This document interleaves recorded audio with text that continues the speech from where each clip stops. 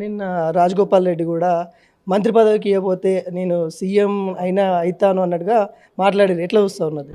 ఎవరు ప్రయత్నాలు వాళ్ళు చేసుకుంటే కాదనేది ఎవరు? అంటే మాట ప్రకారం ఇవ్వండి మంత్రి పదవి, లేకపోతే అది అధిష్టానం చూసుకుంటుంది, అధిష్టానం నిర్ణయం. నేను చెప్పలేను, ఎందుకంటే నేను అధిష్టానాన్ని కాదు కాబట్టి.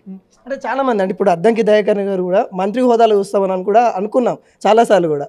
అద్దంకి దయాకర్ కూడా ఒక ఎమ్మెల్సీగా ఉన్నప్పటికీ కూడా తనకి తగిన స్థానం రాలేదు, ఇలాంటి వాళ్ళు చాలామంది ఉన్నారు అనే క్వశ్చన్లు కూడా వస్తూ ఉన్నాయి. ఇస్తారేమో, నాకు మంత్రి పదవి ఇవ్వకూడదని ఏమన్నా లేదుగా రూల్.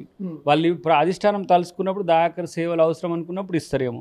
నా సేవలు అవసరం అయ్యేంత వరకు నేను ఎమ్మెల్సీగా ఉండడానికి నాకేం ప్రాబ్లం లేదు. నేనేమో ఇప్పటికీ 2.5 సంవత్సరాలు అయిపోయింది, ఇంకా ఎప్పుడు మంత్రివర్గం? ఇప్పుడు నేను అనుకుంటున్నా, నాకు ఇప్పుడు ఇచ్చినా ఓకే అనుకుంటా. కానీ అధిష్టానానికి ఉండే కండిషన్స్ ఉంటాయి కదా, కొన్ని రిజర్వేషన్స్ ఉంటాయి, కొన్ని లిమిటేషన్స్ ఉంటాయి. వాటిని తర్వాత వస్తుంది. వారికి కూడా రావచ్చు, వారికి కూడా వచ్చే అవకాశం లేకపోలేదు.